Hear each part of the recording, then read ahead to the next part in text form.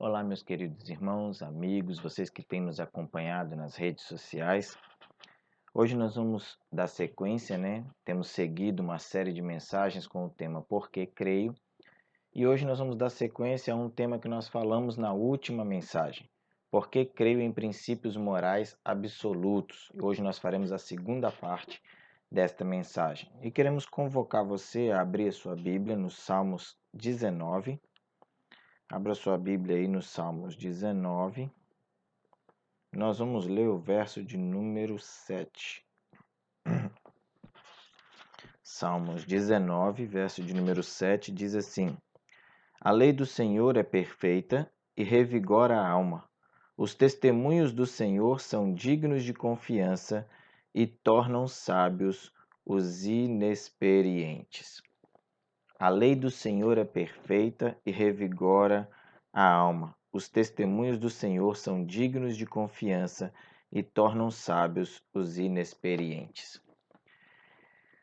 Hoje nós vamos falar do porquê cremos nos valores morais absolutos, avançando com a segunda parte deste tema. Na última mensagem abordamos vários tipos de sistemas morais e éticos que constantemente nos são apresentados de forma sutil por vários segmentos da sociedade e dos quais, infelizmente, muitos cristãos têm se deixado levar. Mesmo que de forma inconsciente isso tenha acontecido no meio dos nossos arraiais, no meio das nossas igrejas. Esses sistemas são naturalismo, idealismo, pragmatismo, egoísmo, altruísmo, individualismo, comunismo e socialismo. Existem pessoas que pensam sinceramente que elas são apenas. Existem pessoas, desculpa aqui, que pensam sinceramente que elas apenas observam a segunda parte dos 10 mandamentos, que fala do relacionamento com o outro. Essas pessoas pensam que somente observar essa segunda parte dos 10 mandamentos já estão cumprindo tudo. Para você que não sabe, os 10 mandamentos são divididos em duas partes. Uma parte com 6 mandamentos do relacionamento homem e homem, ser humano. E uma parte com 4 mandamentos do nosso relacionamento com Deus. Então as pessoas acham que cumprindo somente essa segunda parte já estão exercendo todos os mandamentos da Bíblia, já estão cumprindo tudo. E ignoram, a primeira parte, que é o relacionamento com Deus. E isso vice-versa, Tem gente que acha que só cumprir o primeiro e ignorar o segundo também funciona da mesma forma. Repare como são as coisas dentro de um sistema ético. Pode ser que em algum momento de sua vida você tenha ouvido alguém falar alguém dizer, ou falar, minha forma de viver é de jeito que não magoe ninguém intencionalmente. Quantas pessoas você já ouviu falar isso? Quantas pessoas você já ouviu dizer essas coisas? Ou então você possa ter ouvido outra pessoa dizendo, outra frase muito comum, eu nunca feri ninguém. Desta maneira, posso me certificar de que estou bem com Deus. Eu não magoo ninguém, eu não firo ninguém, eu não trabalho para prejudicar ninguém, então eu sou uma pessoa que vivo bem com Deus e com os outros. Que extraordinário engano! D. James Kennedy nos apresenta que na primeira declaração, a pessoa não tem a mínima intenção de incluir Deus nela. E que na segunda, a pessoa ignora completamente o fato de que temos que adorar a Deus, conhecê-lo e servi-lo. O interessante disso é que quem tem se esquecido destes princípios básicos da ética cristã tem ignorado a parte mais importante da lei. Diversos princípios éticos têm enfatizado a liberdade humana em tomar suas decisões e fazer suas escolhas, o famoso livre-arbítrio. Por outro lado, existem outras que enfatizam o determinismo e a necessidade, alegando que o homem é, de alguma forma, controlado por algumas forças externas. Há ainda o fatalismo, que ensina que destinos impessoais controlam nossa vida. Isso pode parecer antigo e antiquado, mas ainda tem muita gente que acredita nisso hoje e guia sua vida por esse sistema. D. James Kennedy diz que a maioria das pessoas nem sabem com que tipo de sistema está tratando. Portanto, hoje apresentaremos mais alguns pontos sobre os sistemas éticos e o sistema ético que a Bíblia nos apresenta. Então, nós vamos ver o primeiro desses outros sistemas éticos é o teleológico e não teleológico. Tá? Não confunda com teológico, é teleológico e não teleológico.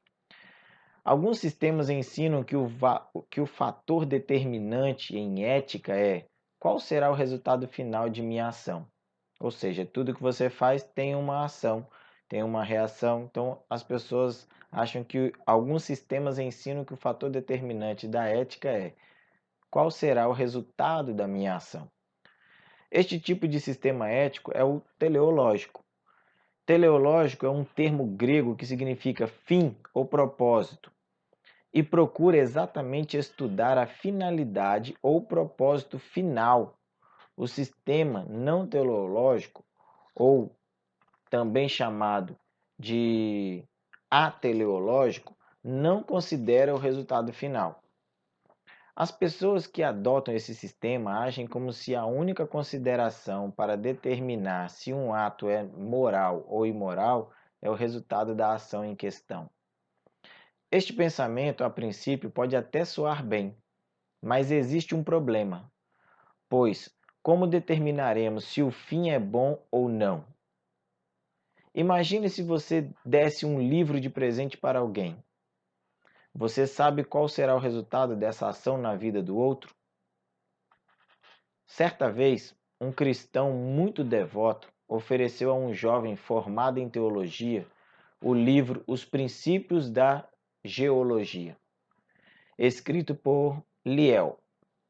O jovem se chamava Charles Darwin. O resultado?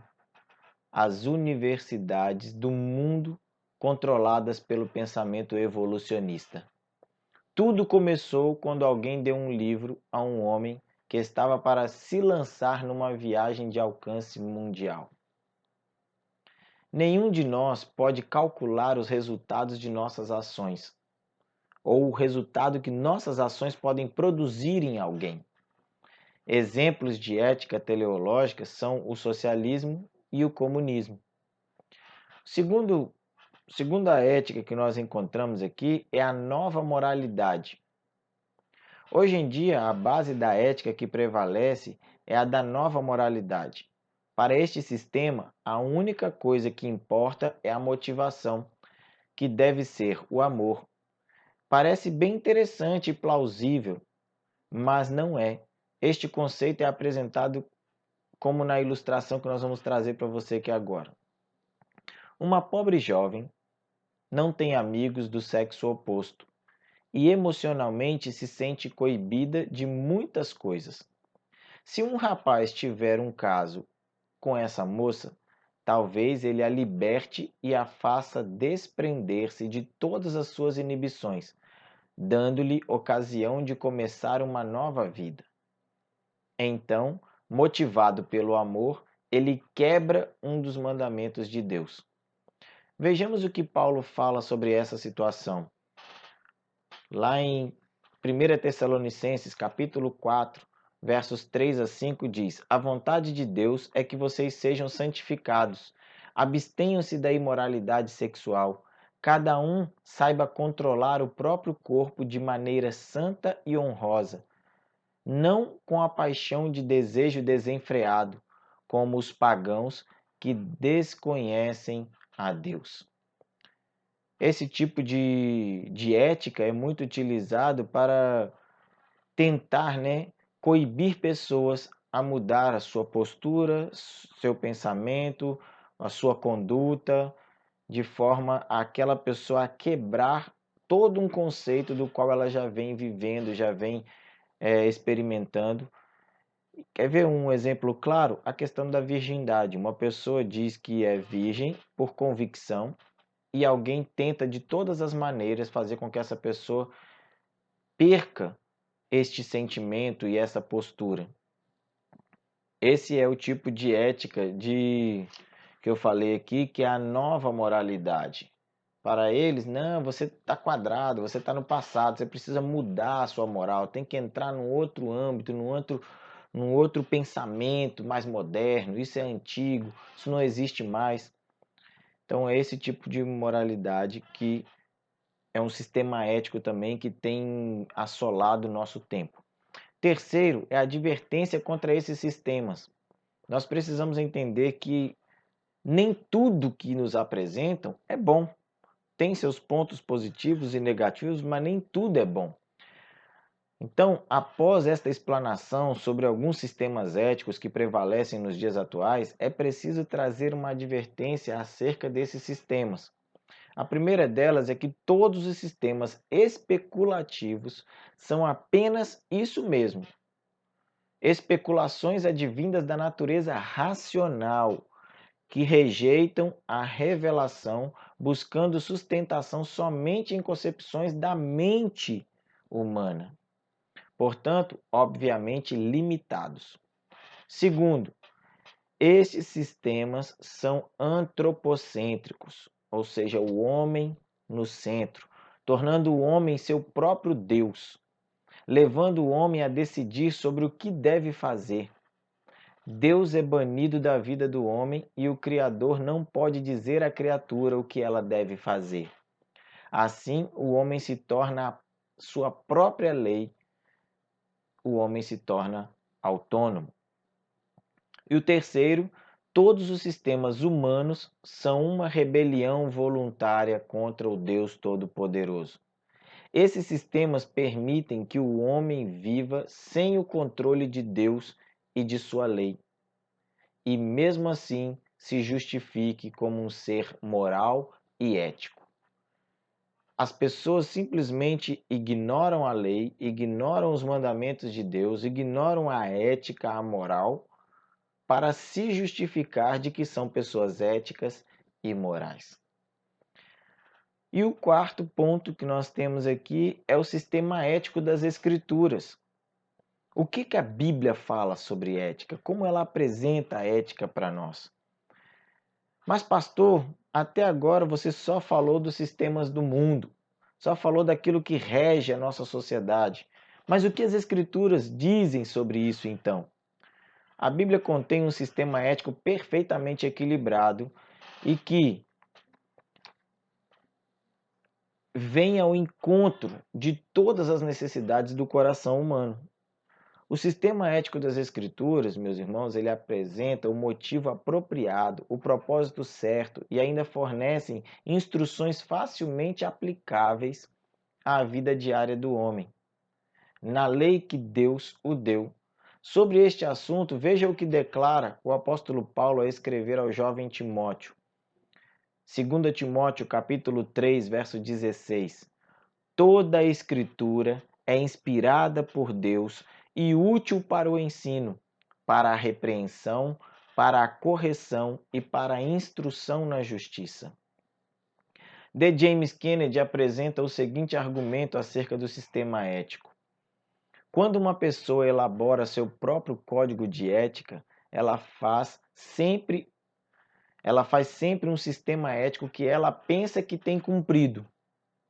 Na lei de Deus, nós descobrimos uma lei que destrói nossa justiça própria, acaba com a confiança em nossa própria bondade e nos convence de que somos pecadores. Vejamos esta passagem nas Escrituras Sagradas em que Jesus é indagado por um homem rico. Mateus capítulo 19, versos 16 a 22. Eis que alguém se aproximou de Jesus e lhe perguntou: Mestre, que farei de bom para ter a vida eterna? Respondeu-lhe Jesus: Por que você pergunta sobre o que é bom? Há somente um que é bom. Se você quer entrar na vida, obedeça aos mandamentos. Quais? Perguntou ele. Jesus respondeu: Não matarás, não adulterarás, não furtarás, não darás falso testemunho. Honra teu pai e tua mãe e amarás o teu próximo como a ti mesmo. Disse-lhe o jovem: a tudo isso tenho obedecido. O que me falta ainda? Jesus respondeu: se você quer ser perfeito, vá, venda os seus bens e dê o dinheiro aos pobres, e você terá um tesouro no céu. Depois venha e siga-me. Ouvindo isso, o jovem afastou-se triste, porque tinha muitas riquezas. Segundo D. James Kennedy, a lei de Deus nos humilha, mostrando nosso lugar de direito, que é com a face no pó. Pois diante de Deus nós somos transgressores da sua lei e culpados. O homem rico tinha seu próprio sistema de ética e pensava estar cumprindo, até encontrar com Jesus e perceber que ele era um transgressor da lei como qualquer outro. Lutero, certa vez, disse o seguinte: a lei é o chicote que nos conduz à cruz. Para concluir, então, meus queridos, a conclusão que chegamos é que o sistema ético de Deus exige perfeição. A pergunta que surge então é: como podemos cumprir este padrão que é a perfeição? A resposta de Jesus é a seguinte: portanto, sejam perfeitos como perfeito é o Pai Celestial de vocês. Mateus capítulo 5, verso 48. Na verdade, o desejo do homem é diminuir o padrão divino de forma a poder ficar acima dele. Contudo, o que Deus faz é diminuir-se a si mesmo na cruz, de modo a pagar pelos nossos pecados, a fim de nos elevar até o padrão perfeito. 1 Pedro capítulo 1, verso 16 diz: pois está escrito: sejam santos, porque eu sou santo. Se fizéssemos a seguinte pergunta: qual a sua esperança de vida eterna? Será que a resposta seria assim? Eu nunca magoei ninguém, eu procurei seguir a regra áurea, tentei guardar os 10 mandamentos, sempre fui à igreja, orei, dei meus bens para os pobres, fui bondoso para com o próximo? Se esta for a nossa resposta, temos agido como aqueles que confiam em sua própria justiça para ir ao céu. O problema é que, como Paulo apresenta de forma bem clara em Romanos 3,10, não há nenhum justo, nenhum sequer. O pecado nos contamina diariamente.